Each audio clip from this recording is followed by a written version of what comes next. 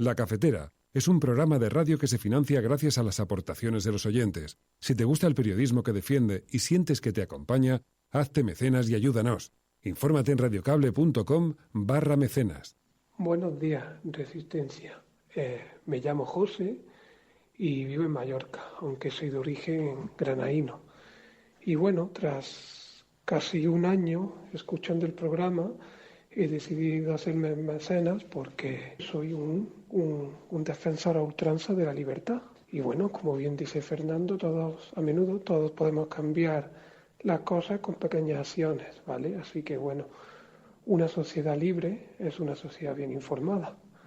Por otro lado, otra de mis máximas es que los secretos de la vida están en las emociones. Bueno, soy psicólogo clínico y viene de formación profesional. Así que bueno, con esto me refería que el sentimiento de pertenencia que me genera formar parte de la comunidad es tan grande que no me podía quedar al margen.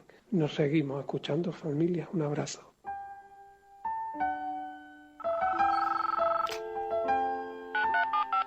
Son las 8:30 de la mañana. Las 7:30 en la Casa Museo de José Saramago, en Tías, Lanzarote. Buenos días, mundo. ¿Quieres un café?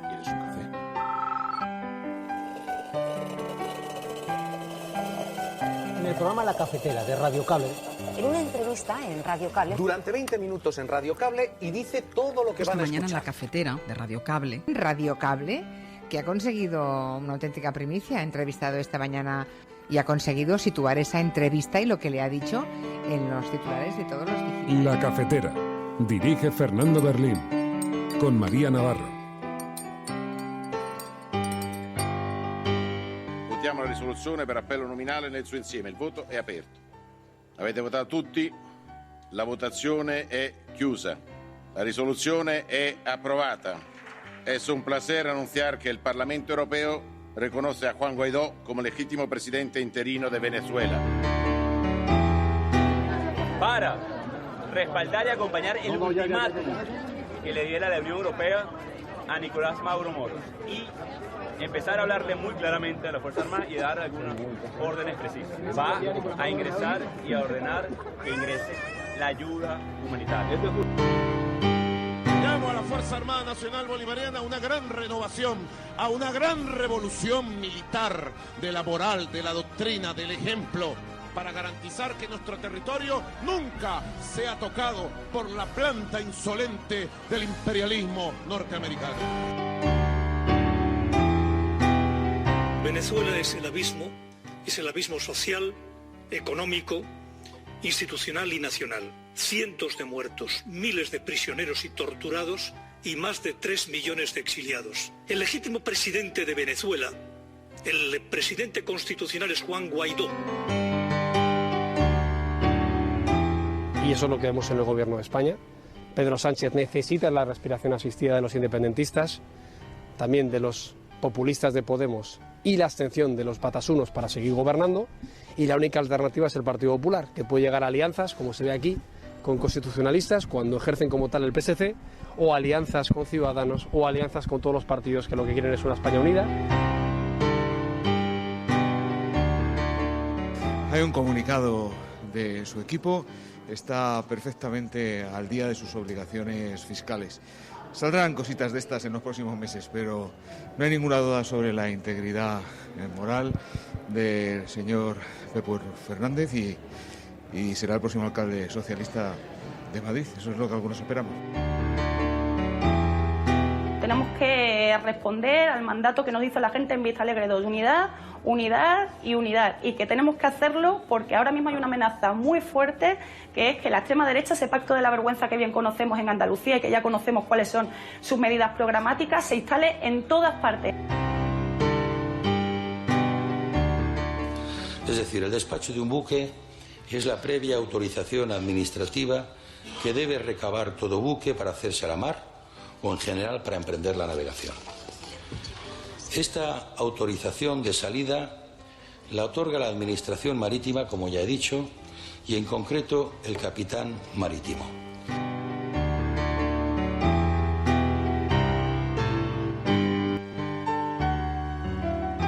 todos me decís lo mismo. ¿Qué pasa, presidente? ¿Qué pasa, Pedro, con el voto rogado? ¿No? Tenemos unas elecciones importantes, que son las elecciones de mayo, las elecciones municipales, autonómicas y europeas. Y quiero que sepáis que estamos trabajando con todos los grupos parlamentarios para que, antes de que se cumpla la fecha tope, podamos modificar la ley electoral y que, en consecuencia, desaparezca el voto rogado.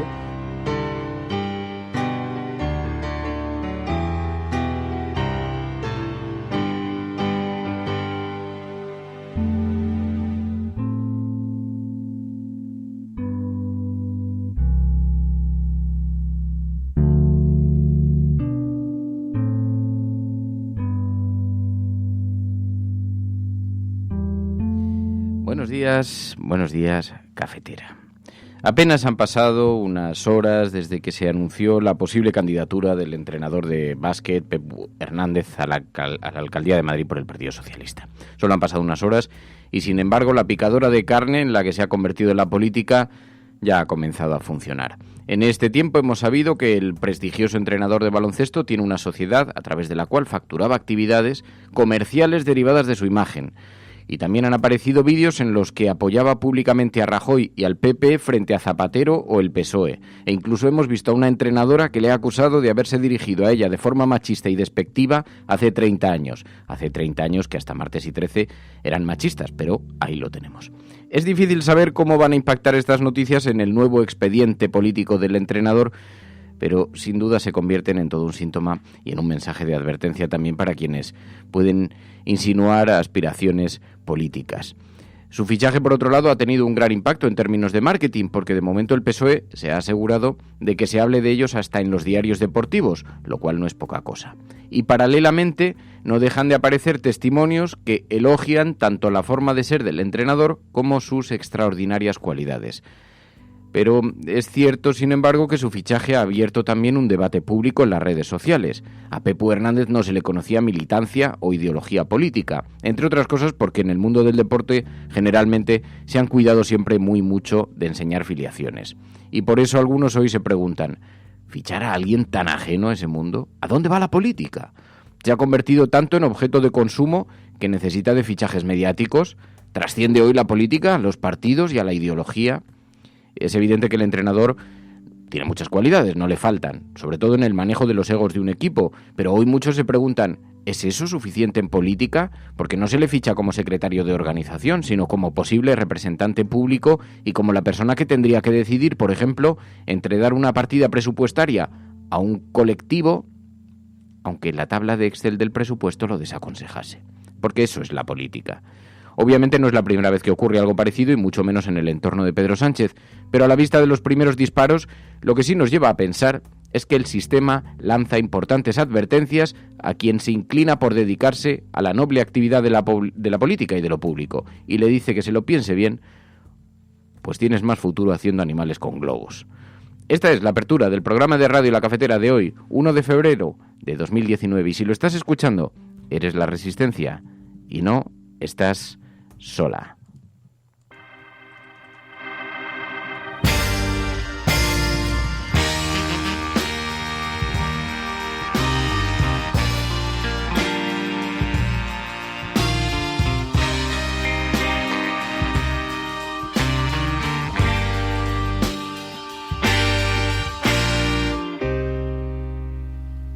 What I know is that what we feel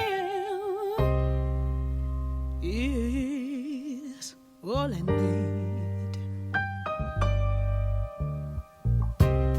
Son los tiempos que vivimos que son complicados, complejos, convulsos, siempre lo dice María.es, muy buenos días. Lo de convulsos siempre lo dices tú. Bueno, chupito, alguien decía en el chat, dice, cada vez que diga convulso o extraordinario, chupito para el cuerpo. El caso es que siempre está convulsa la actualidad.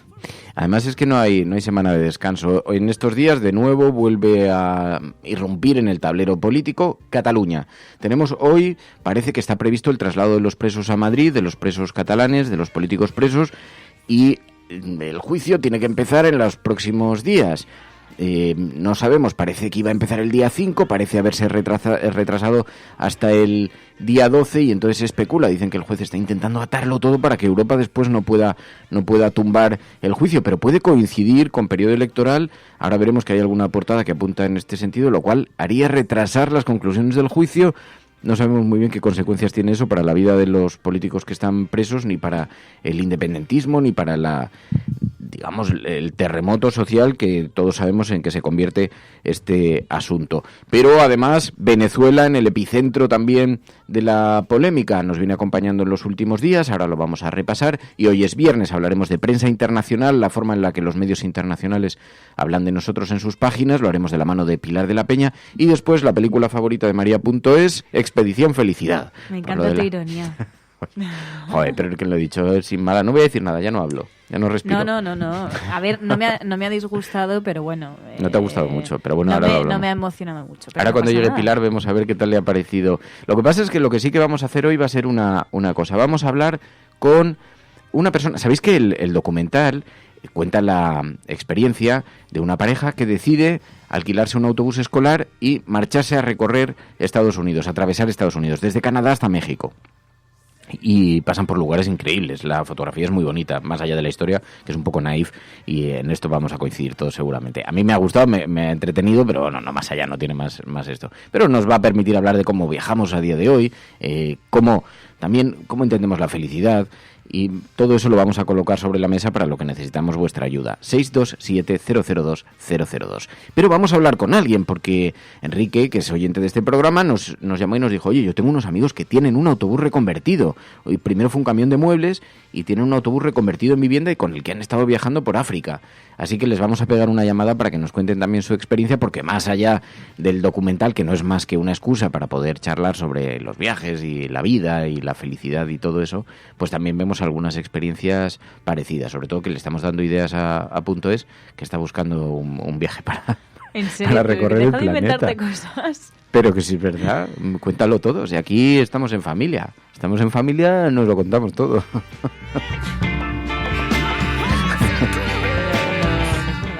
¿No te gusta eso, no? No mucho. No, o sea, a ver, claro que me gustaría irme un año. Ya hemos encontrado algo positivo. Claro, a ver, mira, la cafetera por el mundo. Oye, pero que vendieron... Tú te quedas aquí y yo me voy. Qué buen plan, gracias. Gracias por darme tan buena... Pero has visto que vendieron su casa para comprarse el autobús. En avioneta, ¿vale? Oye, pues en avioneta tiene que ser un planazo. Lo que pasa es que lo que sí nos hemos encontrado en el autobús es que debe ser bastante difícil de aparcar, porque es un mamotreto gigantesco. O sea, bueno, aquí tuvimos a 2 personas que viajaban en bicicleta, parece más práctico, más posible. Sí, eso sí. Pero bueno, pues de eso vamos a hablar hoy en el programa con el hashtag La Cafetera on the Road. La Cafetera on the Road, porque en efecto sí que hay una realidad que todos conocéis perfectamente. ¿Viajéis o no viajéis? Aquí no preguntamos a nadie de dónde viene ni qué ha hecho antes.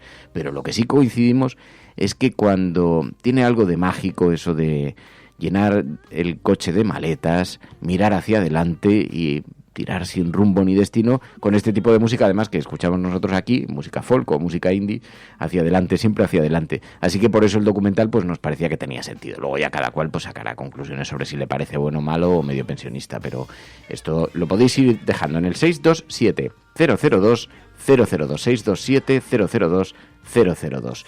Y saludamos ya a Enrique, que se incorpora, lo estamos viendo en Twitter, almohadilla, La Cafetera on the Road. Enrique Quesada, muy buenos días.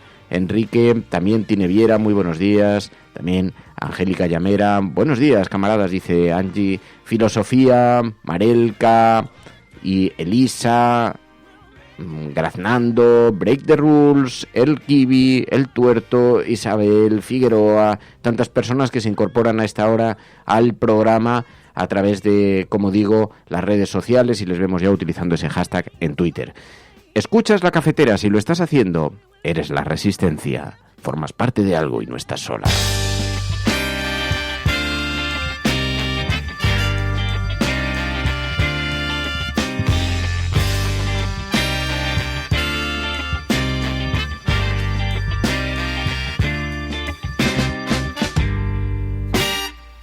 You still don't know me.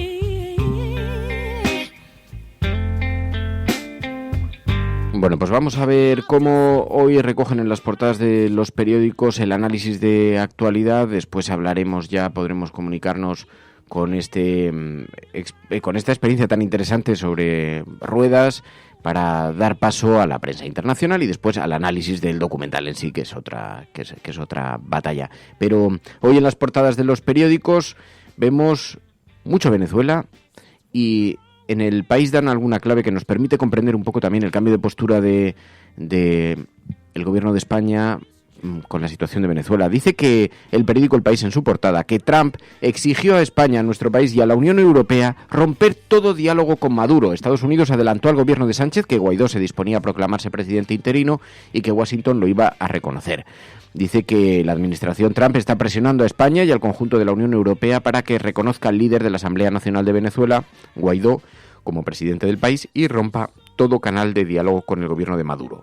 La Embajada de Estados Unidos en Madrid avisó al gobierno español horas antes de que Guaidó se autoproclamase presidente interino y al día siguiente el embajador se reunió con el ministro de Asuntos Exteriores, Josep Borrell. Estados Unidos está convencido y nos lo ha hecho saber de que no ha lugar a más mediación, ni más facilitación, ni más conversaciones con Maduro, ni más nada, admitió Borrell en el Congreso de los Diputados el pasado miércoles. Washington también presionó para que la Unión Europea no aprobara la puesta en marcha de un grupo de contacto internacional que ayude a desencallar la crisis venezolana. Así que nos vemos que las presiones muy fuertes las presiones diplomáticas para que se rompa todo tipo de diálogo, toda suerte de diálogo. Hombre, resulta verdaderamente escalofriante ver cómo Estados Unidos trata de imponer, incluso a una potencia como la Unión Europea, trata de imponer su discurso hegemónico, pero explica también el cambio de posiciones y la radicalidad con la que se ha respondido a una situación que introduce numerosas incógnitas sobre la legalidad de lo que ha hecho Guaidó, de la misma manera que había muchas críticas a la legalidad de los movimientos y la forma en la que se estaba manoseando la Constitución por todos los actores políticos en Venezuela, por el gobierno y por los opositores. Sea como sea, con la idea de intentar aportar algo de luz, el gobierno español se mantuvo con un cierto titubeo en las primeras horas, pero lo cierto es que ahora se ha sumado al coro de los que exigen convocatoria electoral inmediata y además reconocen a Guaidó. Dicen que el lunes va a reconocer abiertamente a Guaidó el gobierno español, ya lo iremos viendo. En todo caso, también la presión mediática, que es formidable, la vemos en las portadas de los periódicos de España. Se posicionan clarísimamente, aprietan clarísimamente, con una intencionalidad bastante evidente. Bueno, escuchamos a Pepe Mujica hablando en M24 sobre las elecciones. ¿Quién con sentido común hoy puede asegurar elecciones libres para todas las tendencias en Venezuela? ¿Quién puede asegurar impunidad hacia atrás y hacia adelante, tentando que lo que es confrontación se transforme en oposición?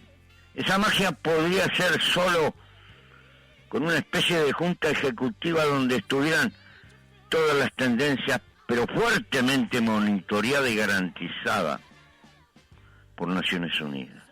No veo otro camino que dé garantía.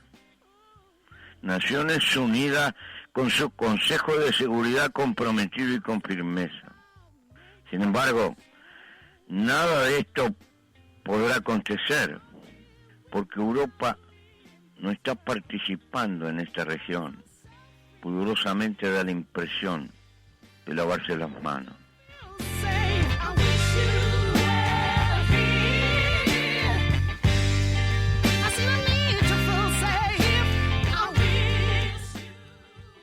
En unas horas en las que hemos visto cómo también el Europarlamento reconocía a Guaidó. Votiamo la risoluzione per appello nominale nel suo insieme. Il voto è aperto. Avete votato tutti? La votazione è chiusa. La risoluzione è approvata. Es un placer anunciar que el Parlamento Europeo reconoce a Juan Guaidó como legítimo presidente interino de Venezuela. El Parlamento Europeo es la primera institución europea en hacerlo y pedimos a los Estados miembros y a la alta representante que hagan lo mismo cuanto antes a fin de tener una posición única y fuerte. Ya dijimos ayer que esto en realidad no tiene más que un valor simbólico, porque la Unión Europea, al no ser un Estado, no tiene la capacidad de reconocer Estados, por lo que no se puede decir que sea más simbólico que otra cosa. De hecho, el Parlamento Europeo puede tener una posición, la Comisión podría tener otra, el Consejo Europeo otra distinta. Tiene peso, evidentemente, en la diplomacia mundial. El grado de reconocimiento puede ser enarbolado como un argumento, pero viene a ser algo similar a que lo reconociese la Organización de Estados Americanos, por ejemplo. Así que más simbología que otra cosa, pero que escenifica también la extraordinaria tensión que existe en torno a esto. Veíamos, por ejemplo, a González Pons, que pedía añadir puntos condenando las detenciones de periodistas. Algunas retenciones se han escuchado en las últimas horas, algunos periodistas de la agencia EFE, por parte del gobierno de Maduro. Después han sido puestos en libertad, pero pedía esto González Pons. Passiamo ora alla proposta di risoluzione comune di 4 gruppi su Venezuela. Ha chiesto la parola l'onorevole González Pons, prego.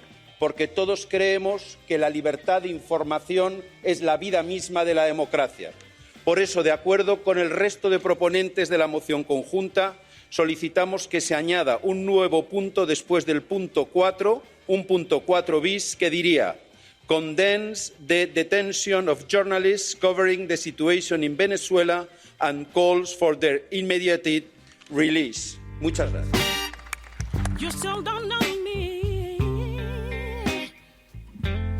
Bueno, y todo parece estar relacionado. Había acusaciones desde el gobierno de Maduro de que algunos periodistas habían entrado como turistas en el país, aunque estaban ejerciendo su actividad sin informar de que estaban con permiso laboral para ejercer el periodismo. Los periodistas han dicho que no era así. Los periodistas de la agencia EFE dicen que tenían todos los permisos en regla, pero en ese tiempo de confusiones es verdad que ocurre con bastante frecuencia. Yo, por ejemplo, cuando estuve en Cuba con los funerales de Fidel Castro, entré como turista en el país, porque muchas veces no te da tiempo a organizar los permisos necesarios, coges un avión y sales directamente para el país. Pero claro, sabes que puede tener consecuencias. En Cuba me pasó, por eso muchas de las emisiones que hacíamos desde aquí del programa, nunca lo explicamos abiertamente, pero no podían ser desde sitios muy evidentes, muy públicos, porque entre otras cosas no teníamos autorización para hacer nada de eso.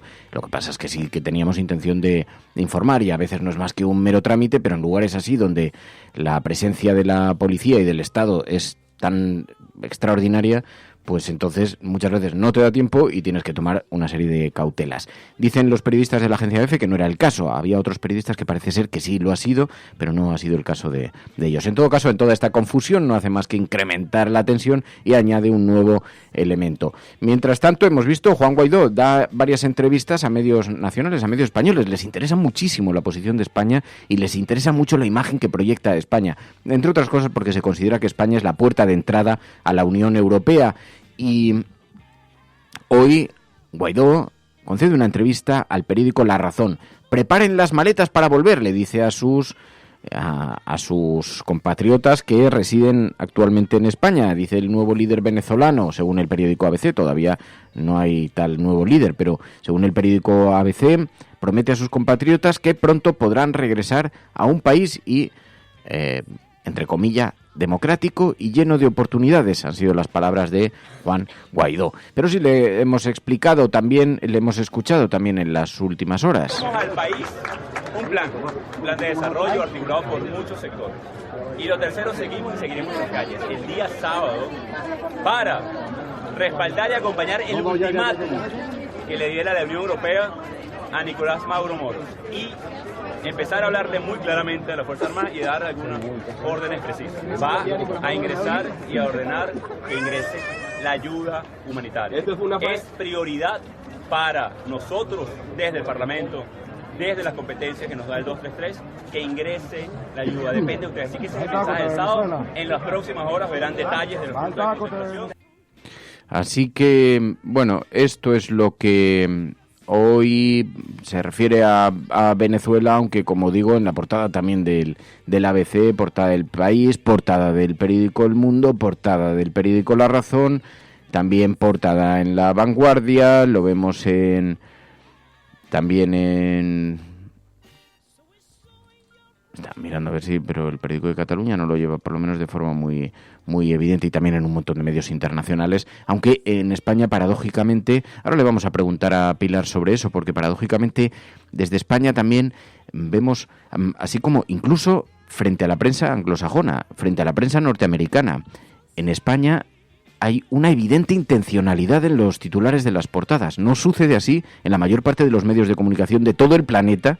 Hombre, algo en la Fox, pero incluso en medios norteamericanos el posicionamiento es mucho más sutil, dentro de que hay evidencias de en qué posición se encuentran, pero bueno, pues os decía que a Mujica le escuchamos ayer y haciendo una reflexión sobre lo que supone también este conflicto del que se pide en el Europarlamento el reconocimiento a Guaidó, y mientras tanto escuchábamos a Maduro contestando en un vídeo con las Fuerzas Armadas frente al imperialismo, una cosa muy, digamos, muy publicitaria. Hoy siento aquí en este patio del Batallón Bolívar el espíritu de nuestro libertador Simón Bolívar presente. Llamo a la Fuerza Armada Nacional Bolivariana a una gran renovación, a una gran revolución militar, de la moral, de la doctrina, del ejemplo, para garantizar que nuestro territorio nunca sea tocado por la planta insolente del imperialismo norteamericano. Creo en la Fuerza Armada Nacional Bolivariana como la más grande potencia del país para seguir garantizando el futuro, el destino de Venezuela. ¡Que viva la Fuerza Armada Nacional Bolivariana! ¡Que viva! ¡Leales siempre! ¡Traidores nunca!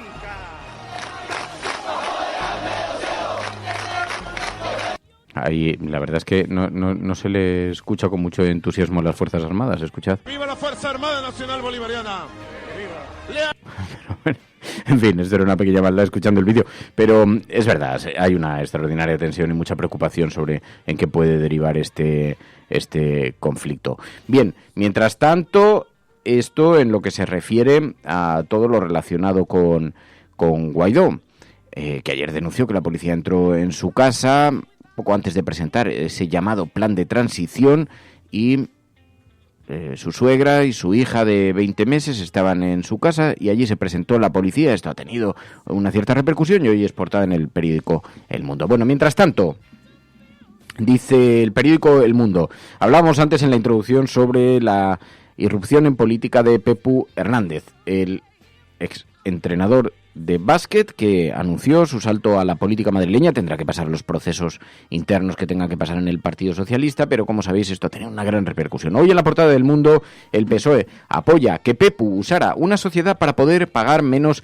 impuestos, dice la portada de el periódico El Mundo, porque claro, una cosa es que goces de la simpatía tanto de esos periódicos, al fin y al cabo llevó a la selección nacional de básquet a su mejor situación en años, pero una cosa es que hasta ahora te estuvieran alabando y otra que anuncies que entras en política. Eso tiene, digamos, inmediatamente consecuencias y, como decíamos antes, se pone en marcha la picadora de carne y empiezan a funcionar la maquinaria de los partidos, la de los partidos de oposición y la de la maquinaria interna, porque dicen, cuídate mucho de los del partido de enfrente y cuídate más de los de tu propio partido, dice un viejo dicho en los oscuros callejones de la corte madrileña, pero efectivamente empiezan a salir informaciones sobre este seleccionador que ha levantado la mano, este entrenador que ha levantado la mano, hablando de su intención de entrar en política. Y ahí escuchamos a Simancas diciendo que Pepu Hernández está al día de sus obligaciones fiscales. Salió en su defensa. Hay un comunicado de su equipo, está perfectamente al día de sus obligaciones fiscales. Saldrán cositas de estas en los próximos meses, pero no hay ninguna duda sobre la integridad moral del señor Pepu Fernández y será el próximo alcalde socialista de Madrid. Eso es lo que algunos esperamos. Así que en fin, esto que claro, también nos ha llamado mucho la atención. Yo sé que le ha llamado mucho la atención a la gente porque hay un debate público muy intenso sobre cómo se está transformando la política, ¿no? Cómo se está convirtiendo en esta cuestión de los fichajes y bueno, pues una cierta preocupación sobre la manera en que la política se está desvirtuando y la manera en la que la política se está como reconvirtiendo. Bueno, 627-002-002, 627-002-002, el WhatsApp del programa. Os pedimos que nos enviéis un pequeño mensaje de audio y un pequeño titular acompañando a ese mensaje que nos indique sobre de qué va el mensaje para que podamos organizar la conversación, porque si no, pues de pronto entran las películas, tal. Hoy vamos a hablar, ya lo sabéis, de Expedición Happiness. Aquí salió de Londres. La peli de esta semana no me acabo de convencer del todo. Creo que el sentido de un viaje es más... Se trata más de vivir experiencias y de aprender y de conocer, más que de ir de buscar la felicidad en sí en un viaje. Creo que la felicidad igual hay que buscarla más en el interior de cada uno. Y me quedo más con el espíritu viajero de Hacia Ruta Salvaje y sobre todo con la reflexión final de que la felicidad solo es real si es compartida. Un saludo a todos, Resistencia. Está bien, es verdad. Bueno, yo creo que las impresiones que nos están llegando sobre el documental son más o menos similares. Más o menos la gente coincide un poquito en eso, aunque también nos devela algunas cosas. Las dificultades, por ejemplo, para atravesar fronteras, como nos dice Irene. Buenos días. Muy al principio de la película, cuando están volviendo de Alaska, las dificultades que tienen ellos para volver a entrar en Estados Unidos cruzando Canadá me hizo pensar en el disgusto que tienen ellos, y tienen razón, y la preocupación que tienen por su perro que acaba de ser operado y lo tienen al sol y ellos lógicamente lo viven como el sufrimiento del animal. Me hizo pensar en que ellos son europeos que al final consiguen entrar. Y cómo ese disgusto tan grande no es nada comparado al sufrimiento que pasan todos los migrantes, sea en nuestras fronteras de Ceuta y Melilla o en la frontera sur con México. Buenos días. Y dice Angélica, pero ¿cómo os gusta a los hombres Hacia Rutas Salvajes Into the Wild? Explica eso, Angélica. También puedes enviarnos un mensaje y nos cuentas. Hombre, yo creo que es general eso de... A lo mejor sí tiene que ver con mirar hacia adelante, pero mira, hace un minuto ha dicho María.es que quería salir huyendo así un año y que se quedase todo atrás. Dice, tú te quedas, ya me voy. Ha dicho, o sea que no es una cuestión solamente masculina. Ay, hacia adelante, carretera, para adelante. Claro, yo vamos, si hacemos la cafetera en la carretera... Sí, no, si hacemos no, porque tú ya has dicho, ya me voy, ya tiro para allá. Pero mira, Angélico decía que os gustan los hombres de Rutas Salvajes y a mí, sin embargo, fue una película que no me gustó mucho. Era bastante pesimista, ¿no? Porque al final es bastante demoledor, es bastante desolador. Me gusta la idea de la libertad, de buscar espacios naturales así muy bonitos, pero bueno, es un poco como la idea de este documental, solo que en versión película y mucho mejor. Es más guay. Elaborada. Bueno... 627-002-002, el WhatsApp del programa, porque en efecto hoy es viernes y los viernes hablamos de estas cosas. Estás escuchando La Cafetera.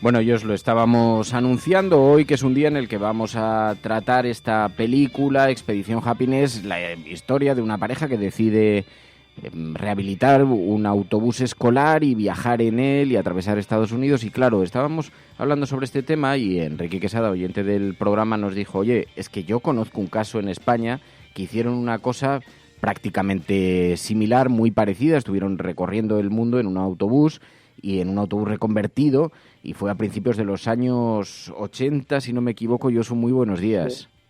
Hola, muy buenos días. Y fue en los 80, ¿no?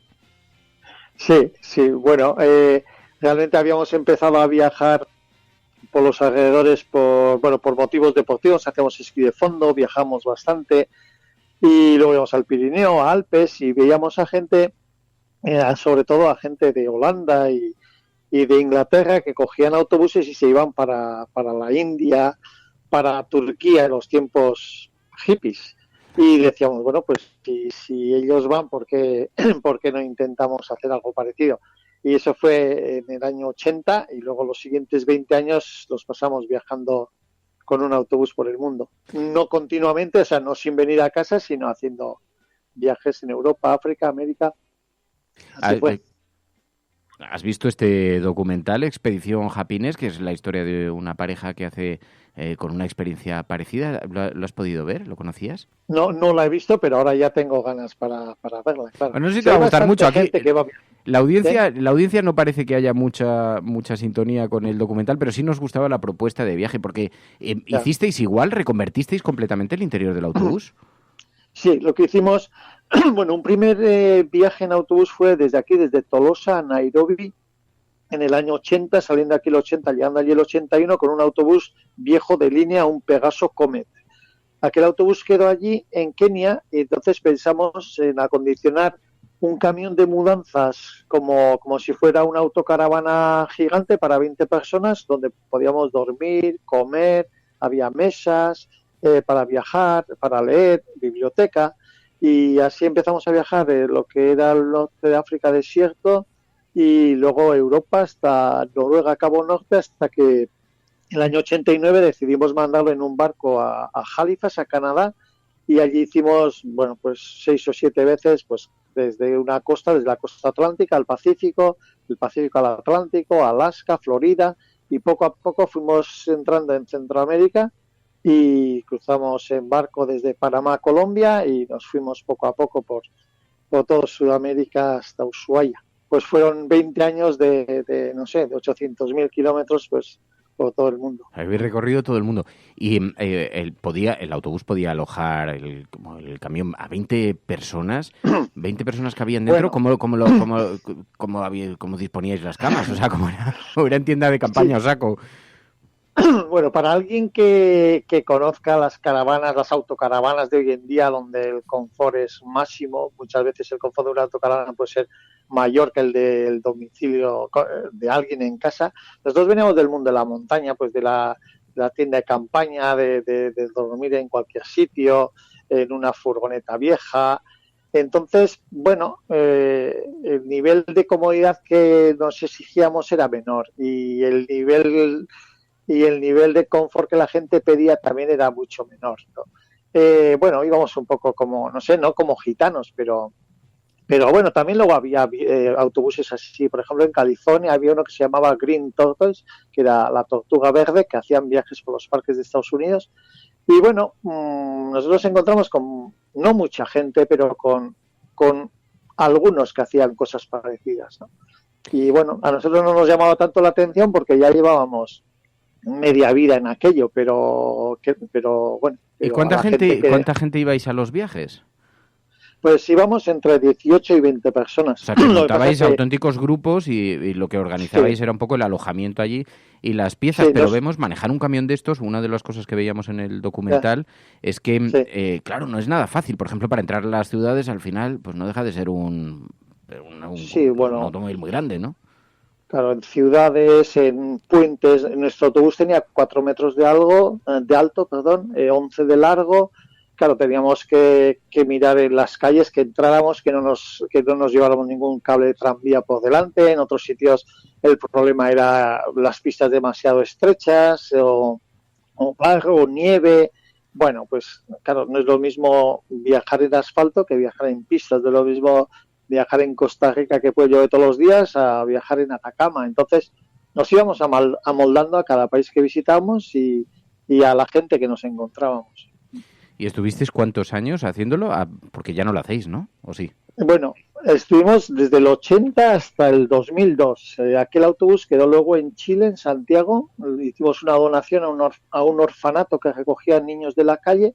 Y yo desde el 2002, que compré una furgoneta Iveco de segunda mano, sigo haciendo viajes en un formato más pequeño. Y bueno, el año pasado estuve en Canadá, de costa a costa, o en Yukon, o aquí en Europa también puedo ir a Islandia, Turquía, Córcega, a Laponia. Bueno, sigo haciendo los mismos viajes, el mismo tipo de viajes, pero en un formato no ya de 20, sino de 7 personas así. Yo soy guía de montaña y monitor de esquí de fondo, y bueno, de eso conozco a Enrique Quesada, pues de aquellos campeonatos de esquí de fondo que se hacían en Navacerrada o en Sierra Nevada o en sitios donde cuando el esquí de fondo no era muy popular, y yo creo que venimos de ese estilo de vida, ¿no? Entonces nosotros dimos una continuación a lo que era un sueño, pero hoy en día las cosas se hacen de otra manera, ¿no? Hoy en día, pues, ¿y llevas grupos? O sea, es gente que te contrata para que les hagas de guías y les lleves por ahí.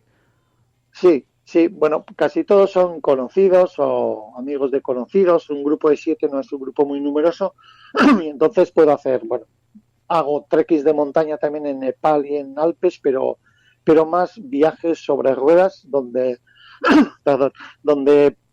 para mí el vehículo siempre ha sido el sitio que me ha transportado de un lugar a otro, y que luego hemos podido organizar la comida barata cocinando nosotros y luego hemos podido dormir.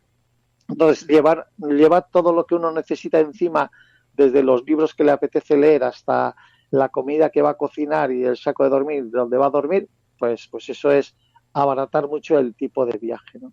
Claro. Bueno, fue un estilo de viaje. Queremos ver más fotos, porque las fotos que hemos visto son del exterior. Queremos ver cómo os organizabais en el interior de los autobuses, porque 18 o 20 personas son muchísima gente, y seguro que habéis pasado anécdotas muy, muy divertidas. Pues sí, aquello era un laboratorio de convivencia, ¿no? O sea, hoy en día los programas, los reality shows de Gran Hermanos y Conquistadores y Islas de Famosos, que yo no soy muy aficionado a eso, pero bueno, es hacer simulacros de convivencia, ¿no? Y nominar a gente para que se vaya a casa y quede uno. Nosotros era al contrario, éramos grupos de gente que lo que pretendíamos era pasarlo lo mejor posible, bueno, con un respeto al prójimo lo mayor posible, y no nominar a nadie, sino terminar lo más amigos posibles, 20 personas, después de un largo viaje, que los viajes cómodos pueden ser más fáciles, pero los viajes en los que se pasaba calor, se tragaba polvo, había que racionar el agua, la comida, o nos atascábamos, o había una huelga en Bolivia, o un terremoto en Perú, o una nevada tardía en Yosemite, pues dificultaba mucho los viajes, pero al mismo tiempo unía al grupo, que era lo importante. Sí, una cosa sobre la que queremos reflexionar, porque el documental habla básicamente de eso, es que uno no puede planificar un viaje de estos sin pensar que parte del viaje son todas las enormes dificultades, que son pequeños retos. Un viaje de estos no existe sin dificultades, ¿no? O tienes un espíritu muy optimista, o es mejor que no vayas. Sí,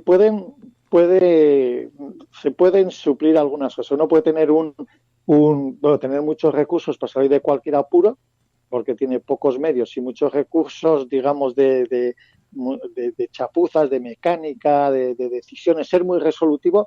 Y otra vez, si uno tiene una buena visa, también se puede viajar en plan así, aparentemente muy, muy tirado, pero solucionándolo todo a base de pagar a mecánicos o pagar a gente que pinte el autobús o lo que sea, ¿no? Nosotros éramos y creo que somos bastante autónomos, y íbamos solucionando los problemas allí donde nos los encontramos. En el desierto, en el año 80 y pico, camino de Tamanrasset, pues una avería del alternador podía ser quedarse allí con 20 personas y 400 litros de agua a 40 grados. Entonces, claro, no había asistencias en viaje, ni teléfonos móviles, ni satélites, ni GPS. O sea, uno salía de casa con lo opuesto, pensando en que volvíamos con lo opuesto más la experiencia que hubiéramos vivido. Pero hoy en día creo que viajar es mucho más fácil y, bueno, no sé, no he visto la película, no puedo juzgar qué tipo de gente es y qué tipo de situaciones han vivido, pero, bueno, algunas me las imagino. Sí, nos gustaba un poco la propuesta de saber, porque además es perfectamente extrapolable a cualquier actitud vital, ¿no? A las experiencias de la vida. Decía alguien, las piedras no están en el camino, es que las piedras son parte del camino, ¿no? Es imposible hacer un viaje de esta naturaleza y pensar en eso. Es que la gran aventura que vas a vivir es que esa pieza se rompa en algún lugar desértico, ¿no? Esa es la aventura. La aventura no es llegar hasta allí solamente, ¿no? Sino que consiste en eso. Pero, Josu, teníamos muchas ganas de compartirlo y nos alegra muchísimo, de verdad, que hayas atendido esta llamada. Nos alegra mucho haber sabido de vuestra experiencia porque está llena de pequeñas aventuras y de lecciones. Josu Iztueta, muchísimas gracias, de verdad, de corazón. Vale, gracias a vosotros por haberos interesado. Un abrazo fuerte. Agur. Agur, un abrazo.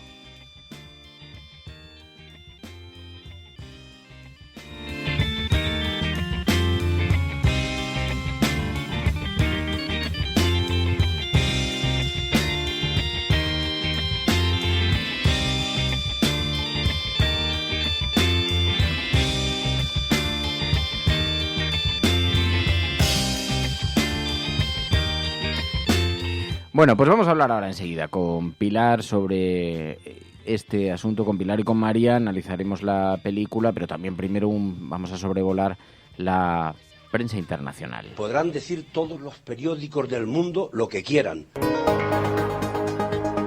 Secessionist parties in Catalonia have wasted no time following the reconvening. Vamos a esta hora con información de último minuto. A esta hora en España, el ex vicepresidente del gobierno... En España finaliza el recuento de votos en los comicios municipales y autonómicos con una participación del... En las últimas semanas hemos podido comprobar cómo los medios de comunicación internacionales... Imagínense cualquier lector de la prensa extranjera que descubre que al que se propone para el Banco Mundial... A Spanish nurse who helped treat 2 Ebola victims in Madrid has tested positive for the disease herself. Spain announced that a nurse is the latest to be diagnosed. Bueno, y como cada viernes analizamos aquí en el programa La Cafetera la prensa internacional, la forma en la que los medios internacionales hablan de nuestro país, con Pilar de la Peña. Muy buenos días, Pilar. Hola, buenos días. En una semana en la que ayer estábamos leyendo en las portadas de los periódicos una ofensiva que estaría preparando diplomática el gobierno español para contrarrestar el discurso internacional del independentismo.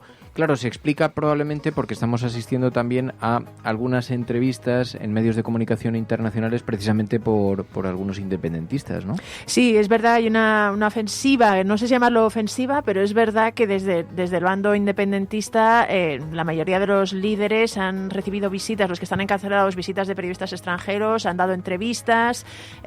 Junqueras ha dado una entrevista bastante sonada a Le Figaro, pero también han aparecido reportajes sobre Jordi Cuixart, Jordi Sánchez en la prensa alemana, incluso Carles Puigdemont ha concedido una entrevista de Irish Times. Todos estos días, de cara al juicio por el 1O contra los líderes independentistas, la prensa internacional está pendiente y ha intentado dar voz y escuchar los argumentos y digamos los puntos de vista de los líderes independentistas. Y ya os digo que sí es verdad que se ha podido leer en estos últimos días mucha información y mucha entrevista, sobre todo con los líderes independentistas. ¿Y por qué dices que la de Junqueras fue muy sonada? Bueno, quizá la de Junqueras al final, por ejemplo, Puigdemont vuelve un poco a insistir en los mensajes habituales que dice, Cuixart, Sánchez también, pero Junqueras lanzó una puya, me atrevería a decir, a Carles Puigdemont. No le menciona en ningún momento, pero en la entrevista un poco gira sobre su situación personal, sobre si se esperaba esto, vuelve a asegurar y a defender que no cometieron ningún delito, que el juicio es político, pero hay un momento en el que le pregunta el periodista, que además la entrevista es de Mathieu de Tallac, el corresponsal aquí en España, le pregunta que si su encarcelamiento en concreto puede hacer y el juicio puede hacer que digamos, la causa atraiga más atención europea y atraiga un poco más simpatías. Y Junqueras dice que él no está en la cárcel para convencer a nadie, pero bueno, que si eso sucede, pues bien hecho. Pero él viene a sostener que dice, yo me quedé en Cataluña y no me marché por responsabilidad. Y se compara un poco con Sócrates, con Séneca, con Cicerón. Recuerdan, dice, que ellos tuvieron la oportunidad de huir y no lo hicieron. Y a mí me impresiona esa responsabilidad ética y cívica. Dice que vivir la cárcel para un político pues da un cierto valor ético, ¿no? En este sentido, varios medios catalanes sobre todo han destacado que se trata de una cierta crítica más o menos velada o directa hacia Carles Puigdemont, que sí optó por exiliarse y por marcharse, y se ha destacado que, bueno, evidenciaría que las tensiones en el bando independentista pues se mantienen y no están atenuándose como había algunos que podían esperar o que podían señalar, sino que bueno, que siguen ahí, al menos desde el punto de vista de Junqueras. Son unos días de alta sensibilidad porque se prevé que comience el juicio ya directamente. Iba a ser el 5 de febrero para el arranque del juicio, parece que se retrasa, decían desde El Rojo Vivo, al 12 de febrero, parece que se retrasa una semana, pero en todo caso va a ser una semana altamente intensa en lo político. Como muy intenso está siendo también el debate aquí en España, con un recorrido relativamente menor, y eso que hay quien intenta buscar paralelismos y relacionarlo con lo ocurrido en Cataluña, pero el asunto del Brexit en el Reino Unido. Sí, la manera en la que España tiene que afrontar un dilema tan importante en el seno de la Unión Europea como ese, que nos afecta indirectamente. No tan indirectamente, es decir, la prensa internacional se va dando cuenta de que España probablemente sea uno de los países más afectados por el Brexit, ¿no?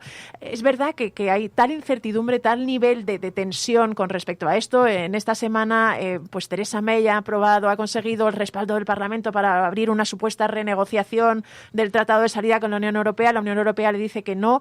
Todo esto sigue manteniendo la incertidumbre, y en lo que se han fijado esta semana muchos medios internacionales es en cómo puede afectar a España, ¿no? Se recordaba, por ejemplo, había un reportaje de Euronews que destacaba la inquietud de los inversores británicos en España, y recordaba que Reino Unido es el primer inversor internacional o extranjero en España, que bueno, alguna de su importancia, que digamos los empresarios que están aquí generan en torno a 200.000 puestos de trabajo, que estamos hablando de un volumen de intercambio comercial muy importante, y bueno, no parecía, se quejaba, por ejemplo, el presidente de la Cámara de Comercio británica aquí en Barcelona, se quejaba de que creía que con este nivel de relación España debería debería protagonizar un papel líder, ¿no? Intentando buscar un acuerdo para garantizar que todo esto no tuviera un impacto.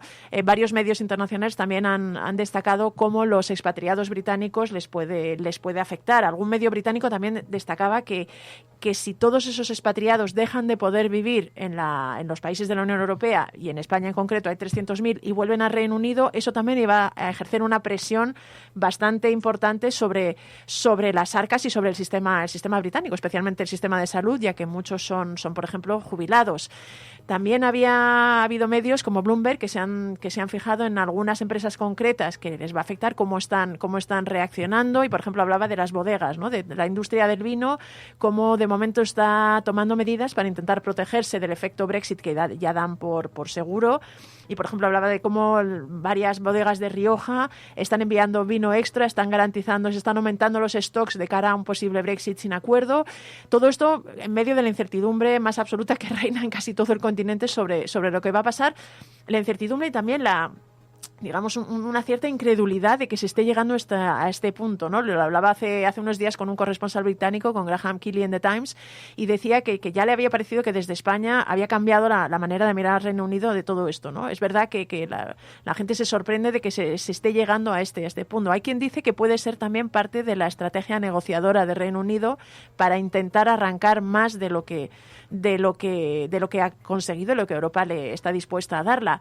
Pero ahora ahora mismo hay muchísimas dudas de que realmente puedan llegar más lejos. El principal problema se gira en torno a Irlanda y sobre eso hay una especie de situación irresoluble, ¿no? Lo que quiere Reino Unido, lo que quiere Irlanda, es decir, las posiciones están tan difíciles de alcanzar un acuerdo que no se ve realmente una salida a este tema.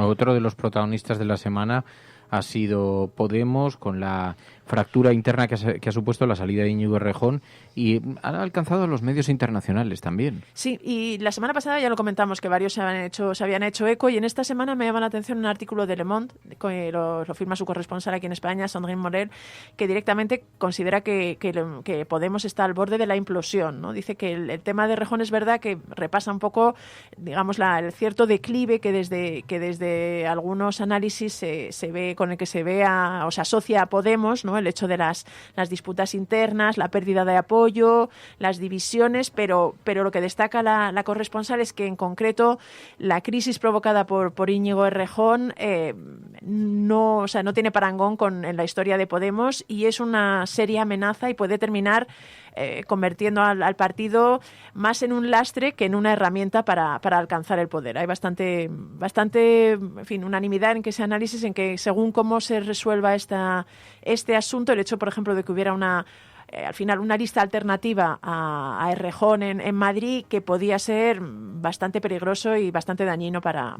Podemos. Ese es por lo menos el análisis que hacía. Que hacían en Le Monde. Y además también las obsesiones de Vox encuentran un eco creciente también, el foco de la prensa francesa colocado sobre el partido de ultraderecha Vox. Sí, Vox sigue teniendo muchísimo tirón y sigue atrayendo muchísima atención, muchísimas miradas de la prensa internacional, y quizá la que más la francesa, es verdad, por el hecho de estar tan cerca, quizá también por los vínculos de Santiago Abascal y de Vox con Marine Le Pen y con el Frente Nacional. En este caso es un reportaje de Libération, el diario de izquierdas, de su corresponsal François Museau, que acude a un mitin de Vox y un poco intenta explicar, intenta profundizar para ver qué posibilidades hay realmente de que el partido siga creciendo y, digamos, se instale en la política española como una fuerza de peso. Y lo que viene a defender es que, bueno, que lo llama, más que las obsesiones de Vox, lo llama las obsesiones nacional católicas que encarna un poco Vox, ¿no? Y lo que señala es que, bueno, parece que en España están teniendo cada vez más eco, habla de un eco creciente, es la expresión que utiliza, y que, bueno, que están sabiendo tocar determinadas teclas o aprovechando un momento en el que, bueno, esa especie de giro a la derecha de España puede ser real, o al menos en su interpretación, y bueno, termina con una frase que dice que hay muchos que le ven un futuro bastante brillante o prometedor a Vox. Un poco inquietante, pero...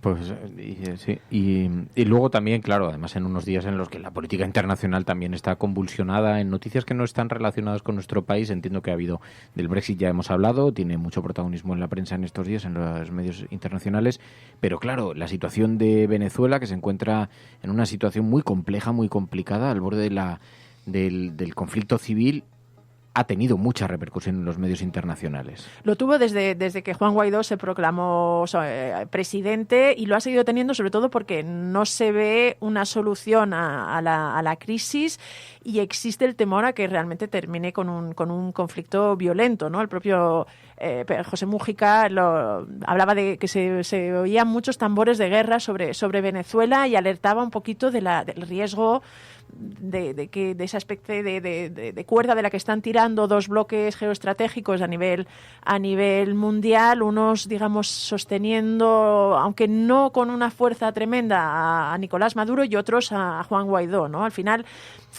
la prensa internacional asiste con un poco de preocupación a esto. Había, por ejemplo, un dibujo, una caricatura en el New York Times que ilustraba bastante bien cómo lo veían, ¿no? Se mostraba a Nicolás Maduro como con la parte desde la cintura para arriba, vestido de presidente, con traje y sin embargo en calzoncillos para abajo, y Juan Guaidó al revés, ¿no? Es decir, desnudo de cintura para arriba, pero con la ropa de presidente, las piernas y los pies.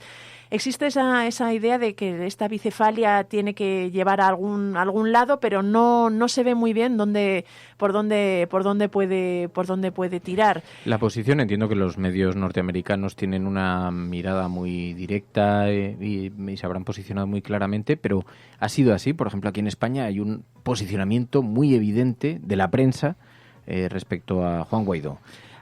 Pues la verdad es que va creciendo. Es verdad que el protagonismo de Juan Guaidó, que era una figura hasta ahora bastante desconocida internacionalmente, ha ido creciendo y le ha dado entrevistas a muchísimos medios internacionales que han recogido sus palabras. Ha sido portada en varias cabeceras de prensa internacional. Por ejemplo, había una de Die Welt que hablaba incluso de la esperanza de Venezuela. Die Welt es un diario de derechas alemán. Sí es verdad que está teniendo un protagonismo y sobre todo se trata de una crisis que no se ha resuelto tan rápido como otras amenazas o otras desafíos al régimen chavista, y en este sentido hay mayor apoyo internacional y una mayor implicación. ¿Y los medios se implican peso. Tanto como en España? No, yo no he visto, esta crisis. En general no he visto tanta implicación en los medios. Quizá en alguno latinoamericano, que también sí que ha habido portadas y titulares más opinativos o editorialistas, y en concreto la prensa americana también asiste con una cierta distancia. Claramente, por ejemplo, ha tenido bastante repercusión el tema de John Bolton, el asesor de Donald Trump, y este papel que tenía escrito que se le vio de 5.000 soldados en Colombia. Pero ya te digo, realmente no tienen ese nivel de implicación que tiene la prensa española. Bueno, esto en lo que se refiere a la prensa internacional, pero hoy es viernes y ya sabéis que los viernes analizamos siempre en este ejercicio que significa el Video Forum, un ejercicio colectivo. Elegimos una película, un documental, y utilizamos una semana para verlo y después lo comentamos. Y esta semana hemos elegido un documental. Es un documental que oxigena un poco las arterias en días tan convulsos, que se llama Expedición Felicidad, que tú has visto. Sí, lo he visto. Y vamos a comentar, porque además tú eres muy viajera, Pai. A mí esa parte me encanta, sí. Esa parte te ha contado. La otra, no sé si te veo muy satisfecha con el... Pues luego lo hablamos. La verdad pero es que te quedas con nosotros, entonces. Sí. Bueno, pues Video Forum en la cafetera.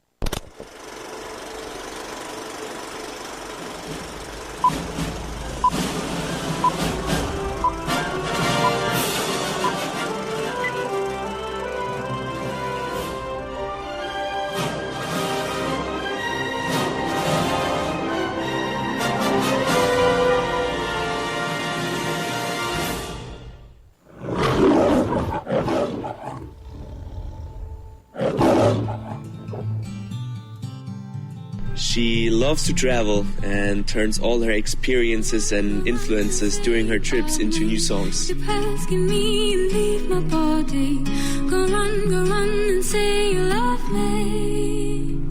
Actually, we come from two totally different worlds, but I think the repulsion of the traditional... Pues el documental elegido esta semana no era una película, sino un documental, una película documental que además se puede ver en Netflix. Algunas personas nos han dicho que la habían encontrado en plataformas, digamos, rebeldes de las zonas más oscuras de la red, pero la película elegida era Expedición Happiness, Expedición Felicidad. Un documental de una pareja que decide emprender un viaje, pues algo iniciático, está en una situación de la vida que se lo pueden permitir. Él es cineasta, ella es cantante, y entonces deciden aparcarlo todo y lanzarse a un gran viaje, a una gran aventura, recorrer Estados Unidos desde Canadá hasta México, y viajando en un autobús escolar reconvertido, reamueblado. Y entonces hay una crítica muy simpática en Square, en la revista Square, que dice: no puede dar más vergüenza ajena, es un bello canto al esnovismo, a los dramas del primer mundo. Dice, como si se hubieran fumado un catálogo de Ikea mientras miraban el story de Instagram, compraron el típico autobús escolar estadounidense. Dice, hasta aquí todo muy cookie, como se ve en el tráiler. Dice, pero... Dice, tiene todos los elementos necesarios para no entrar nunca en la lista de mejores documentales. Dice, es una versión soft de Bricomanía. Dice, una especie de reality show viajero que le haría subir el azúcar a Paulo Coelho. Dicen en la revista Square. A mí, sin embargo, me gustó y por eso os lo recomendé. Porque Es el viaje de una pareja en la búsqueda de, bueno, pues de la felicidad, no lo sé si decirlo, pero de una experiencia de aventura así interesante. A mí me pareció bonito, pero ya veo que no es del gusto de todos. Igual es que me gustaba Paulo Coelho. Igual también cuando vemos un documental esperamos que nos cuenten más cosas. Otra, boom. Sí, yo, a ver, igual no lo diría con esas palabras como en el artículo, pero sí que me ha parecido que bueno, que son dramas del primer mundo lo que cuentan. Sí, entonces es verdad. Yo creo que a lo mejor, ya que han viajado, podrían haber profundizado más pues en la gente que conocen, en lo que ven, en lo que experimentan, en cómo viven esas personas de los sitios que visitan, pero se preocupan más de cómo están ellos, de si hace frío, o sea, te hablan de cosas como muy simples. Perdón, estaba subrayando tus palabras. Es verdad. Bueno, muy simples. ¿No te ha gustado tampoco a ti, Pilar? A mí sí me ha gustado. Lo que pasa es que me produce un poco una mezcla de sentimientos. Hay una parte que me da una envidia porque el viaje que plantean, la idea, todo es muy atractivo. O sea, recorrer todo el continente pues en un autobús, convertido en casa... pues eso, un poco decidiendo en cada momento a dónde vas, porque dice, no hacemos planes porque nos gusta eso, que cada día decida por nosotros y que sea una aventura. Toda esa parte me parece fantástica y me atrae mucho. Luego creo que ellos también tienen una actitud bastante abierta, que eso les honra, van sin prejuicios, o sea, un poco a verlas venir, pero sí les veo un poco ingenuos y un poco naif, ¿no? En alguna de sus aproximaciones, sus reflexiones, ¿no? Ella se escandaliza de cómo la tratan en un control aduanero en Estados Unidos. Y claro, es un poco vivir al margen de la realidad. En ese sentido creo que... Pero en el fondo la pareja en sí tiene unos momentos en que le darías un abrazo y otros momentos que no sabes si casi darle una bofetada. Vale. Veo que te ha gustado mi comentario también. He encontrado los efectos especiales de la mesa. No, lo que pasa es que, a ver, que estáis haciendo también una lectura como muy profunda del documental. Vale, pero es que cuando haces un documental vas a contar algo. Quiero decir, a mí me parece bien la experiencia. No, es verdad, me parece bien la experiencia y de hecho me da muchísima envidia. Lo que pasa es que sí que entiendo que cuando tú lo reformulas a un documental, la gente espera una presentación, un nudo y un desenlace, y es verdad que es bastante plano. Hola, bomba. Bueno, no, hombre, yo no sé si plano. Espero que sea vuestro estado de ánimo, porque, o sea, os hago una propuesta. La semana pasada os traigo un documental que yo he visto y parto de de que a mí me ha gustado. Y venís y lo despiezáis. No, yo no lo estoy destrozando. No, yo te digo además bien. que me gusta y hay muchas cosas del documental. Bueno, aparte de las imágenes de paisajes, se nota que bonito es. Que el director es cineasta. Las imágenes son fantásticas. Los sitios que recorren son espectaculares. Ellos mismos están casi sin palabras. Bueno, ¿no? que tampoco. A ver, vamos a ver, lo voy a explicar. Que no pretendía que fuera la exaltación del séptimo arte ni que se considerase digno de un Oscar, pero ¿qué es lo que me llama a mí la atención de él? Porque además quería ir más allá de la producción cinematográfica y de si el ritmo está bien o la estructura está bien o eso, si realmente se puede encontrar algún mensaje que sea interesante, ¿no? Para empezar, me parece envidiable que alguien pueda romper con todo. Creo que lo hicieron a través de un crowdfunding, me parece, que pueda romper con todo y de pronto dedicar varios meses a viajar con su pareja y con el perro a atravesar un país, que ya me pareció una propuesta así como muy positiva, muy road movie, y el rollo muy cafetero, muy salir en el de sentido... tu zona de confort, que eso también en el fondo y entonces iba un poco por ahí, no tanto porque, aunque es verdad que ellos, las aportaciones que dicen, un poco edulcorado hasta para Paulo Coelho, vamos a encontrar la felicidad en los momentos que tal, también es una visión muy ingenua, como un poco naif, pero un poco del norte de Europa, sí. Que yo he conocido mucha gente así. Y de una edad también, o de unas circunstancias vitales. Es verdad que ellos pues se ve que son de unas familias acomodadas, no han sufrido mucho, y seguramente si no tampoco se podrían plantear este viaje, pero sí es verdad que tienen inquietudes, es decir, sí que se plantean esto como una aventura, y es lo que te digo, me gusta la forma y la actitud que tienen ante lo que se encuentra, es decir, creo que es bastante abierta, que además no tienen problema en relacionarse con la gente, y sí, en ese sentido, pues bueno, tienen su parte que... Venga, más críticas positivas aquí en la cafetera, en el 627-002-002. Hola, muy buenas, Fernando María, soy David de Arquitectura y he visto la película de este videoforum. Ha sido una experiencia llena de imágenes bonitas y anécdotas divertidas. Pero me veo un poco en la obligación de señalar que esto ya se ha pensado hace más de 70 años en muchas ocasiones desde la arquitectura. La única diferencia entre ellos y mucha gente antes de ellos es que ellos han tenido lo suficiente material para documentarlo por completo. No ha sido muy original la forma en la que han integrado la casa en el autobús. Sin embargo, me quedo mucho con la banda sonora. Definitivamente muy cafetera. Un saludo. Ya, la banda sonora está muy bien. Ella eso es la sí, cantante mira, en eso coincidimos. de la banda sonora, porque es muy de camino, de coger la carretera y manta y tal. Hombre, tampoco, igual, es verdad, David, no es muy original la idea de reconvertir un autobús. De hecho, hay mucha gente que lo hace. Ahora escucharéis alguna cosa en esa dirección. Pero no se trataba tanto de... Porque hay muchas casas, además, mini casas, en camiones, autobuses, etcétera, etcétera, en caravanas, sino de la idea de la aventura, de decir, oye, pues aquí comienza una aventura tal, y cómo va mostrando los lugares. Pero claro, Pilar está lanzando críticas porque ella ha viajado en caravana por Canadá. Y de hecho una cosa que me parece que también está bien, es verdad. Pero que... es verdad, lo he dicho, es cierto. Sí, es cierto. Sí. Parte del viaje que hace lo hice con José y con otros amigos. Éramos 6 en la caravana. 6 personas en la caravana. Sí, fue en la caravana grande. Bastante grande, no tan grande como el autobús, pero... ¿Cuántos días estuviste? 2 semanas o 3 semanas, ya no me acuerdo. ¿Y cómo acabasteis? ¿Cómo acabó la cosa? Bien, hombre, uno de ellos era el hermano de José, o sea que bien, ¿no? Pero es verdad que hubo cierta tensión, sí, al final sí termina habiendo, siempre hay momentos de tensión, porque estás mucho tiempo, además una de las cosas que me sentí identificada, que decían es que hay carreteras y carreteras, las distancias son bestiales ahí en Canadá, y las carreteras son rectas, no tienes curvas, y al final termina siendo muy monótono, y hay mucho rato muerto en la caravana, y luego además una cosa que es una tontería, pero por ejemplo no teníamos radio y solo teníamos 2 CDs, entonces estabas un poco harto ya de escuchar siempre la misma. O sea, que todavía tienes el cerebro licuado de repetir las canciones. Sí, hay algunas y claro, además cuando viajas no puedes ir tumbado en la cama, tienes que ir con el cinturón puesto. Sí, tienes que ir sentado. Con lo cual esos largos trayectos al final se vuelven un poco infernales, ¿no? Y de hecho es una de las cosas que en el documental me parece que está... no se cuenta mucho esos detalles, todos esos largos recorridos, porque es verdad que además cinematográficamente no tienen demasiado valor y no tendría sentido. Pero sí, por ejemplo, hay ciertas cosas de la incomodidad o de las pequeñas pegas de estos viajes que sí lo cuentan, ¿no? Con bastante honestidad. Los baches, por ejemplo, que les suponen bastante problema, o la monotonía de ciertas carreteras. Luego a veces, claro, Canadá es espectacular desde el punto de vista de paisajes. Estás ahí recorriendo. Pero por eso me gustaba el documental, por la contradicción que supone el punto de partida cuando dicen la aventura sobre el papel suena maravillosa. Vamos a recorrer grandes lugares y vamos a encontrar la expedición de la felicidad, vamos a encontrar cuáles son las pequeñas cosas que nos hacen ser felices. Y después hay una verdad aplastante, que es que la felicidad la llevas dentro o no la llevas. Y las situaciones... Hay una cosa que me gusta mucho, que durante todo el camino están repitiendo. No puedes partir a un viaje de esa naturaleza con un sentimiento pesimista de las cosas. O sea, es solamente, y no sé si lo decían en esta película, pero era algo así como el camino, las piedras...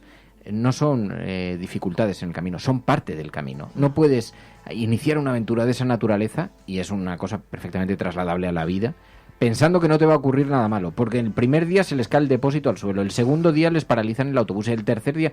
Es que sin eso el viaje no existe, el viaje es exactamente eso, ¿no? Y me gusta mucho la actitud con la que van asumiendo que no ya es que no sepamos o pensemos que nos ocurran las menos cosas posibles, no, es que nos tienen que ocurrir todas las cosas posibles. Básicamente entendiendo cada vez que les llega un esto que es un reto y por lo tanto es una de las partes divertidas del viaje. ¿Cómo resolvemos este reto que nos ha surgido? Y es una de las partes divertidas. Me gusta mucho como experiencia vital, o sea, como sentido vital, ¿no? Sí, así porque... que se podía escarbar un poquito en el... Sí, no, y además sobre esto yo creo que, por ejemplo, redes como Instagram en la que solo contamos las cosas buenas, ¿no? El otro día había una reflexión, ahora no sé si era en redes o incluso en el WhatsApp, pero se hablaba un poco de que al final Instagram, por ejemplo, es una red social en la que siempre se cuenta lo bueno, ¿no? Y en el tema de viajes, por ejemplo, yo creo que pasa precisamente eso, ¿no?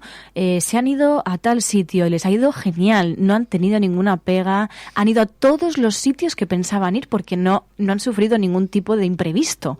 Y claro, luego tú haces lo mismo y te das cuenta de que efectivamente hay imprevistos. El sitio al que querías ir puede que esté cerrado. No pasa nada, improvisas. Y te das cuenta de que la realidad no es el mundo de Yuppie, ¿no? Por ejemplo, de Instagram. Y es verdad que aquí, bueno, pues aunque tiene ese tono naif, pues también te cuentan las cosas malas que les pasan, ¿no? Bueno, pues que pensaban hacer una cosa y acaban haciendo otra.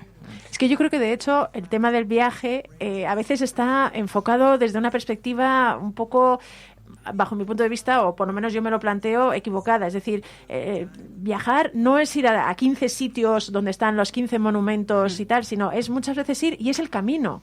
A veces, ahora con Google Maps, todo el mundo va con Google Maps y nadie se pierde, pero si perderte es maravilloso en el fondo. Hay veces que es verdad que es frustrante, te hace perder tiempo, igual no llegas a ver el templo que querías ver o lo que sea, pero te da la oportunidad primero de convivir, de ver otros mundos, de ver realmente otras formas de vida, y creo que en eso, por eso digo que me gustaba la actitud con la que viajen, porque creo que la pareja protagonista en ese sentido es súper abierta y sí que acepta todo lo que ve. Entonces el viaje tiene que ser eso. Me parece que decían algo así, que quizá la felicidad sea superar los obstáculos y que no te quiten el optimismo, ¿no? Quizá ese es el secreto de pero que no deja de ser lo que plantea Cavafis, y siempre en la búsqueda es el camino, en realidad, el viaje, y cuando miras para atrás te das cuenta que el viaje no es el destino al que llegas, sino que el viaje en realidad era lo que te pasaba durante el camino, y es donde estaba la verdadera esencia de la aventura y el verdadero tesoro que andabas buscando, no cuando llegas y encuentras lo que te habían prometido, ¿no? Sino las propias dificultades del camino.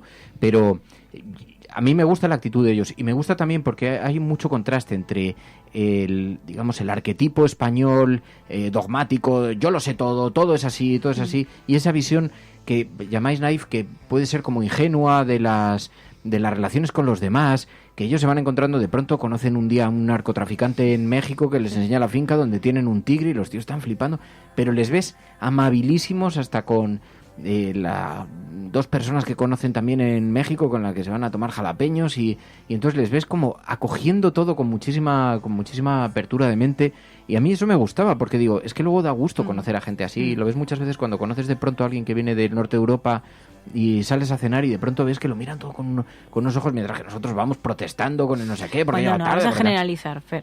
Bueno, pero estoy haciendo una generalización que... Pero de hecho en el documental está, me llama la atención el contraste entre la parte en la que viajan por Canadá, Estados Unidos, Alaska, incluso todo Estados Unidos, y la parte en la que entran en México. Si os fijáis, toda la parte en la que están, pues eso, por el norte de Norteamérica, todo es paisajes.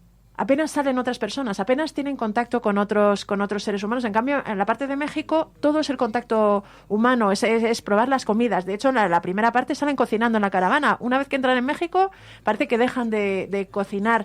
Y claro, es verdad, pues lo cuentan también, me parece, en el documental, ¿no? Dice, llevamos 7 meses viajando, hemos recorrido no sé cuántos, 15.000 kilómetros a lo mejor, y solo hemos estado en 2 países, dice, y además con cierta homogeneidad de la gente con la que nos hemos encontrado, gente amable, y luego entras en México y casi a los 100 kilómetros ya te han pasado 18 cosas, ¿no? Has ido a ver la casa del narco, han venido el ejército que se ha plantado al lado tuyo sin explicación. Y todo, yo no sé si luego en la vida real, porque esto es el documental, y todo eso asumido con una amabilidad y con una sonrisa permanentemente puesta en el rostro, que eso es lo que a mí me parecía maravilloso.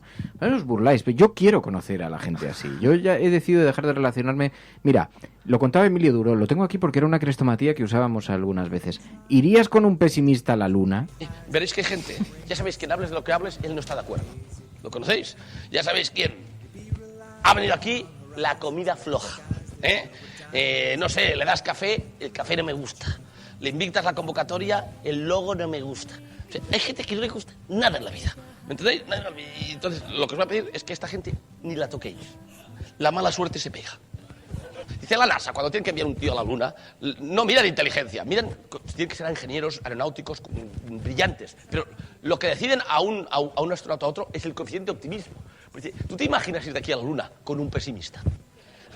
Yo les veía y decía, bueno, el primer día se te cae el depósito al suelo, que te tienes que volver, el perro con 40 de fiebre, el narco que ha recibido y la policía que te bloquea el autobús. Y tú mirando eso, le doy una patada al autobús y me vuelvo a mi país, que yo creo que es lo que les pasa al final, que lo han intentado dramatizar un poquito, ponerlo un poquito bonito, así como que el perro se pone enfermo, pero a mí me da que lo que acabaron era absolutamente reventados, porque el viaje luego, oye, hay que pegárselo, ¿no? Pero no sé, pero es verdad me gusta que es la visión positiva ante la vida, ¿no? Sí, y además hay un momento en que ella lo comenta. cuenta, ¿no? Dice, yo cuando pensamos dije, a lo mejor terminamos matándonos, porque es verdad, al final estás 24 horas al día, 7 días a la semana, todo el día con la misma persona y en un espacio bastante reducido.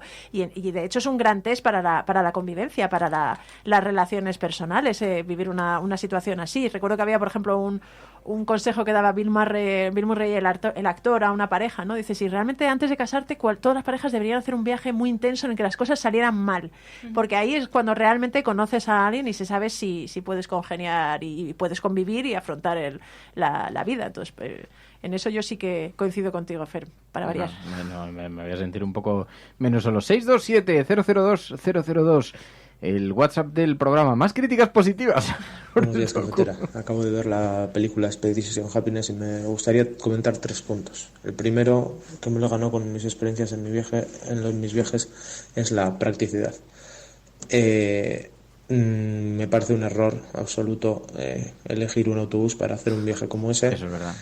Porque es nada práctico, no te puedes desenvolver nada bien y te puede dar muchos fallos. Cuantas más cosas lleves, más cosas pueden fallar y peor te puede ir. Otro punto a contar es el cambio que hay de Estados Unidos y Canadá a México.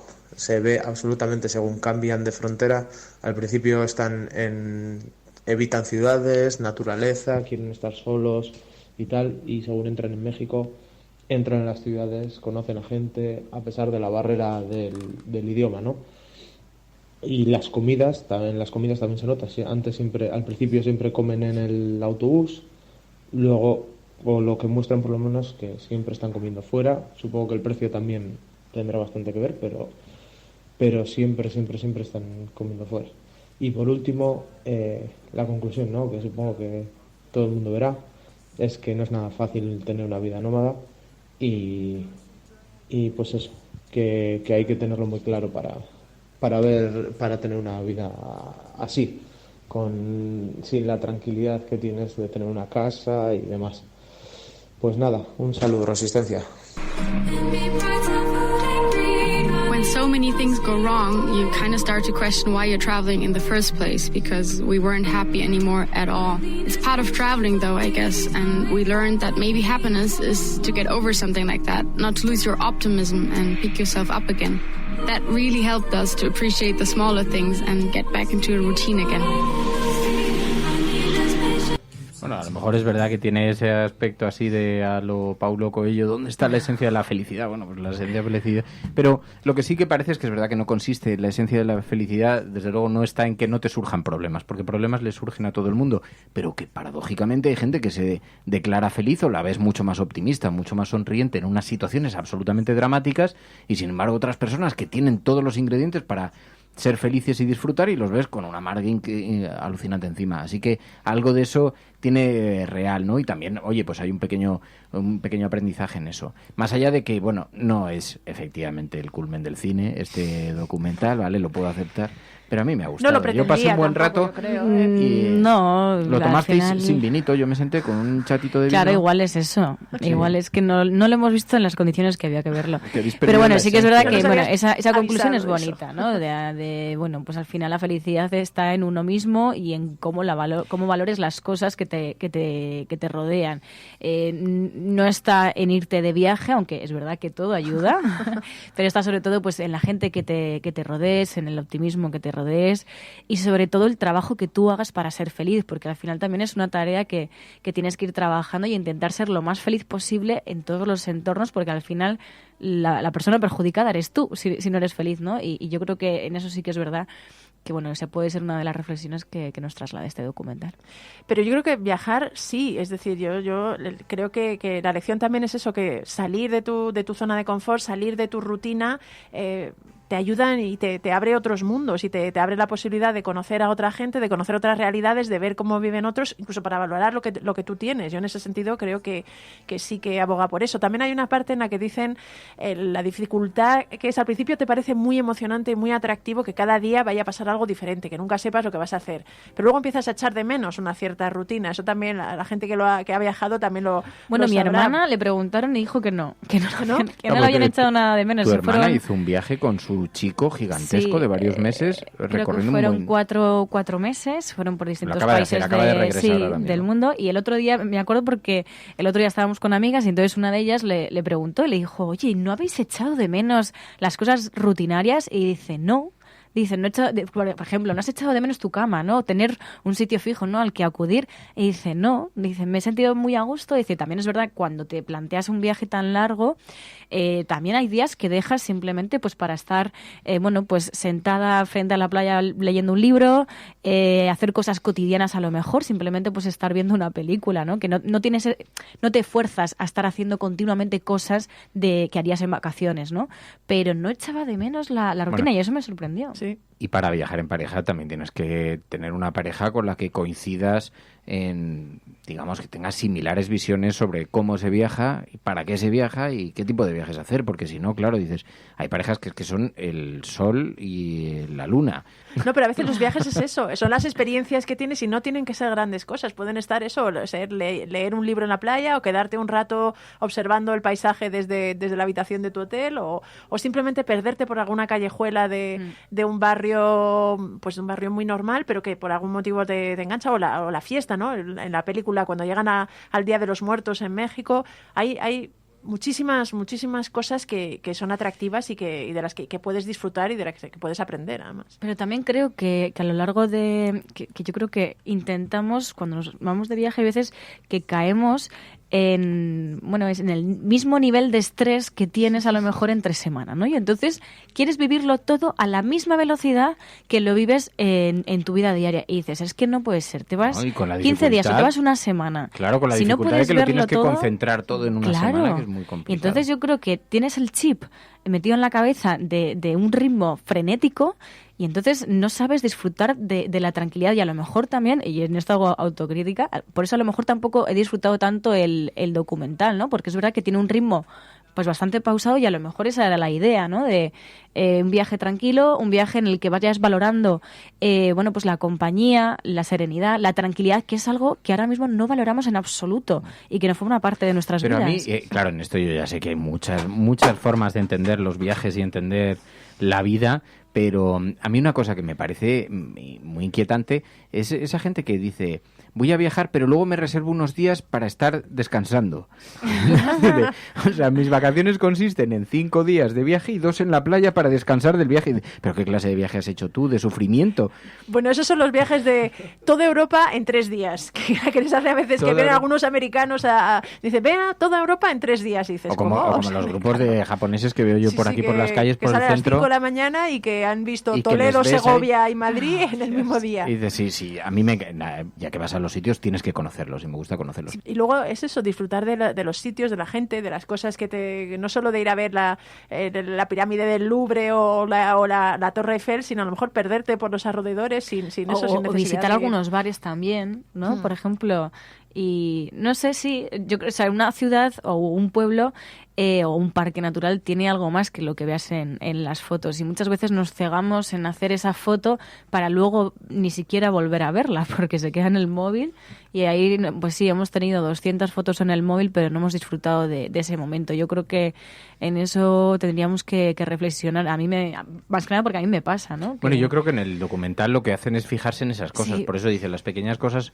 no son las experiencias, no es la imagen, que también, porque están en Alaska y se ve que aparcan en unos sitios increíbles y tal, pero no es solo eso lo que buscan que le ocurran experiencias y no es que estén abiertos, que a mí eso me ha fascinado, como no es que estén abiertos, que están todo el rato estimulando para que les pasen cosas extraordinarias. Yo voy en un autobús, les aparecen nada más llegar además a México, y les aparecen 2 chavalas estupendas y les dicen, yo ya de entrada cierro por dentro por si acaso, porque 2 que aparecen en medio de la nada, ¿queréis tomar tequila con nosotras?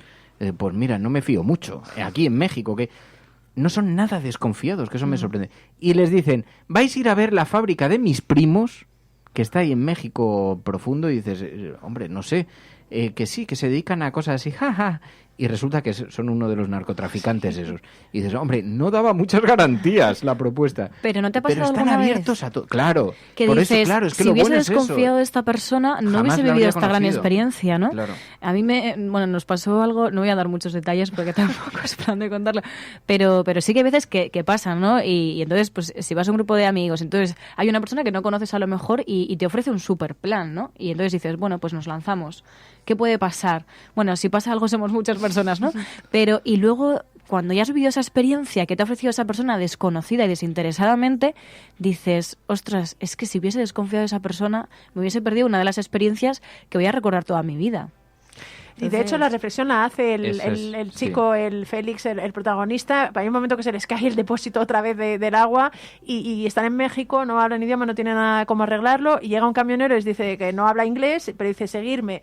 Y él hace un poco esa reflexión, ¿no? Dice algo así como, bueno, a lo mejor mucha gente no seguiría a este hombre, que a ver a dónde nos lleva y tal, pero nosotros en la vida siempre hemos optado por guiarnos, o por dejarnos llevar y por hacer las cosas y nunca nos ha pasado nada, por confiar en la gente, ¿no? Por no desconfiar así como a modo de desconfianza preventiva, ¿no? Pues, sino al revés, confianza preventiva, y nunca nos ha pasado nada. Es verdad que, claro, en estas cosas pues nadie puede garantizarte que nunca te pase nada, pero sí que esa actitud hace que mejores cosas te pasen, yo creo, y te ayuda muchas veces a salir de problemas y de situaciones complicadas. Yo recuerdo, es que ahora mismo no me acuerdo cómo se llama, pero es un personaje bastante interesante. Es un chico español que está en silla de ruedas, se llama Albert, me parece, pero no me acuerdo ahora mismo. Albert Espinosa. Albert Espinosa, creo. Bueno, y que ha hecho muchos viajes, y entonces él cuenta cómo viaja y la confianza tan absoluta que tiene en la gente. Es decir, él viaja, además, pone un anuncio a veces que si alguien le quiere acompañar, y empieza a viajar con esa persona. No es Albert Espinosa, me he liado de personaje. No me acuerdo ahora mismo del apellido, luego lo busco a ver si lo encuentro, pero es un personaje realmente, me llama la atención ese llamamiento a confiar en los demás y en los seres humanos que tiene él, que además está en una posición bastante vulnerable, porque no deja de viajar y recorre el mundo en silla de ruedas sin organizar, un poco a lo que surja, vivir la aventura, y tiene esa capacidad para... Viajar es una vacuna en sí mismo contra la desconfianza. A ver, la gente que ha viajado mucho es muy confiada. Fíjate lo que nos cuenta muchas veces Albert Mamen, Casals. o lo que nos cuenta, también lo que nos contó Carmelo de Cinecicleta. Dice, hemos recorrido África en una bicicleta, llevando elementos, además de tecnología y tal, países... Oye, hemos cruzado países que en la frontera se encontraban en situaciones tal. Jamás hemos tenido ningún problema. Así que muchas veces, claro, hay lugares donde es evidente que es un avispero en el que no te puedes meter. Pero en general el ser humano pues tiene... Fíjate, estos chicos en un autobús y conocen al mayor narcotraficante de la región, les enseña los tigres que tenía en su finca... Y salen de allí con vida, que eso ya era sorprendente. Bueno, en sí mismo también son una pareja y son un reclamo, ¿no? Algo muy atractivo. Unos chavales que viajan en un autobús escolar, alemanes, y por todo... Y les están siguiendo, que también eso ayuda, miles de personas por las redes sociales el transcurso de su viaje, ¿no? Que eso también les da una cierta ventana, que bueno, se convierten en una anomalía.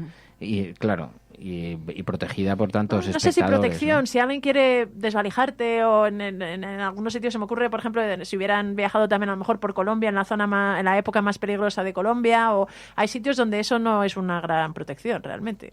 Pero bueno, en todo caso, que la propuesta da para hablar de viajes, de la vida, de abrirse ante las nuevas experiencias y saber que todo lo limitante, pues al final al que te cierra las puertas al mundo es a ti. Así que a mí me ha gustado en ese sentido. Pilar, María, qué gracias por haberla visto, a pesar de que, en fin, nos haya costado tanto. A mí me ha costado encontrarla. Bueno, eso sí, que ha habido algunas personas que nos han dicho que había dificultades. Dice, es que claro, está ahí en las...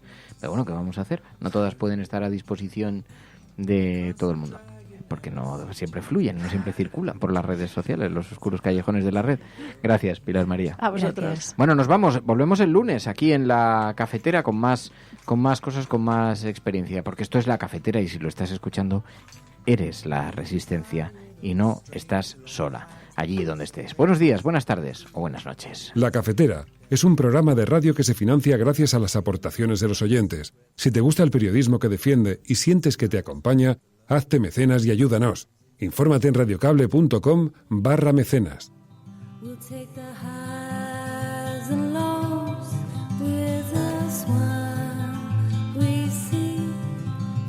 the free.